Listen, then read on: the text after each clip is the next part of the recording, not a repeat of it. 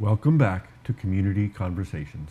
I'm your host, Steve Mantis, and my guest today is Greg Snider, the president of the Thunder Bay and District Injured Workers Support Group. Welcome back, Greg. Hello, good to be here. So we heard a little bit around some of the work that the Thunder Bay Injured Workers Support Group does. Now you're here to talk about an event that you're organizing. Tell me a little bit about that. Yeah, so I'm on the Day of Mourning planning committee for the day of Mourning for people who are killed or injured in the workplace. And it's held on April 28th every year. And this is probably, I don't know, maybe our 12th or 13th. We've been doing it in Thunder Bay for a very long time and quite successfully. So this year we're holding it at the Finlandia Club. It's at 5:30.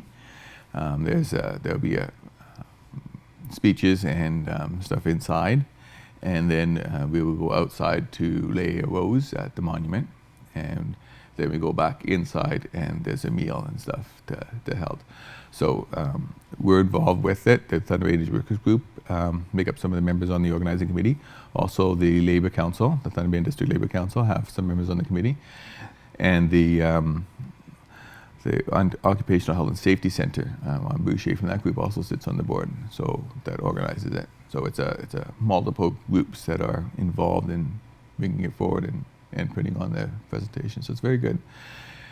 This year our guest speaker is Warren Smokey Thomas, who is president of the Ontario Public Service Employees Union. So I'm pretty excited about that because I was the president of my former union. So it's nice to have him come up. And he's an excellent speaker. I've heard him speak on numerous occasions.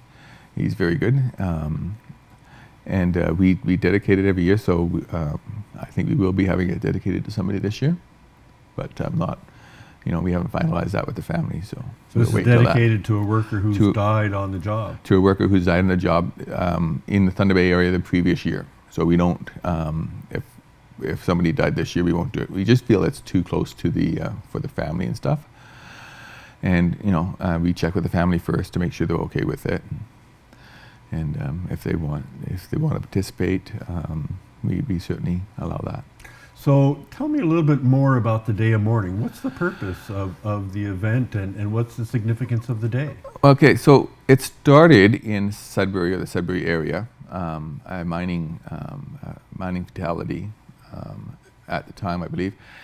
And the union, that local union, got together and declared a day of mourning for this gentleman and for all workers who were killed or injured in the workplace.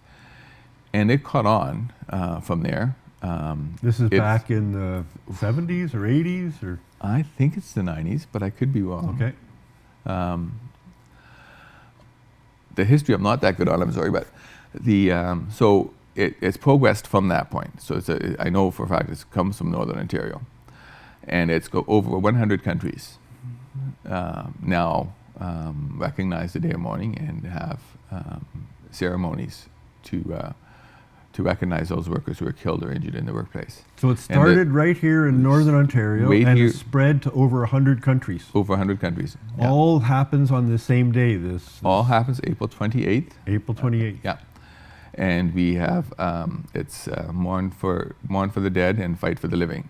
So we have some talk about those people who have passed and the fact that we miss them, but we really emphasize the health and safety part in making sure that your workplace is safe and that people are okay, and that people who are injured in the workplace get the proper assistance they need to get back into a meaningful life and meaningful return to work.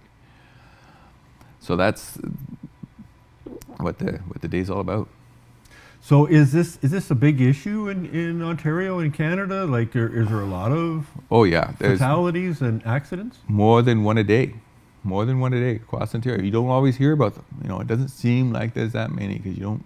So every day here in Ontario, a worker dies at work. Yeah.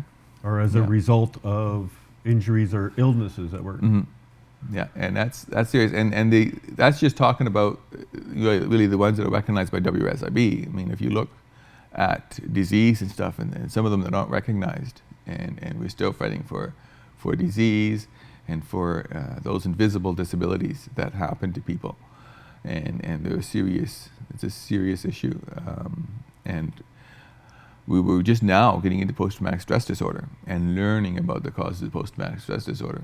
I mean, 10 years ago, there were people, I'm sure, who weren't getting WSIB, who were struggling with what is now recognized as post-traumatic stress disorder. And before that, it was carpal tunnel. And, you know, we're always learning about new diseases and people who are struggling with new diseases, and chemicals are even worse. And so will we learn a little bit about that aspect, do you think, at the event? I suspect that there's going to be some talk about safety. Safety is going to be one of the parts that we're going to emphasize this year.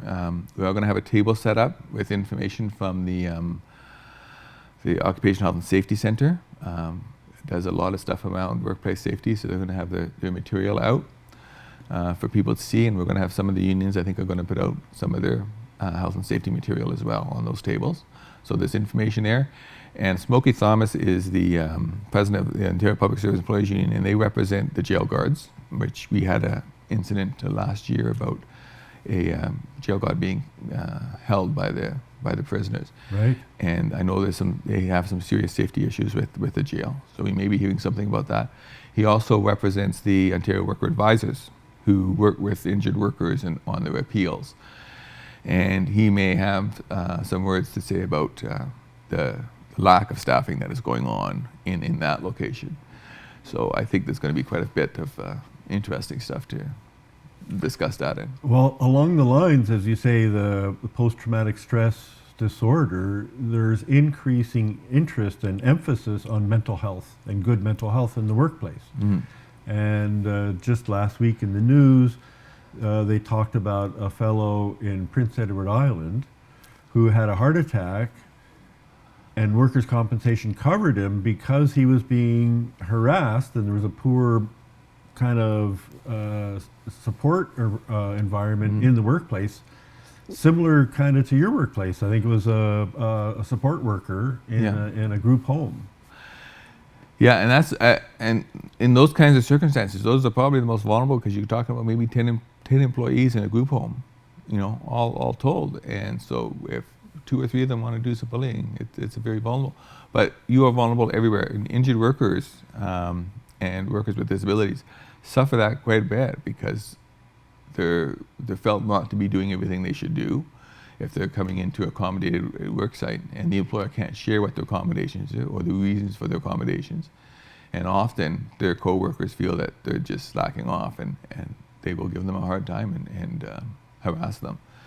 And that's, you've people have got to start respecting that you don't get an accommodation for nothing, and that they should be supporting people who are accommodated in the workplace. And the workplace is a living place. You got to treat people kindly and with respect, and you don't have to agree with everybody, but you still have to. There's a proper protocol for talking to people and communicating with people that should be followed. And I think there's another big issue around that accommodation in the workplace, and we'll deal with that in the next episode. Please stay with us. We'll be right back.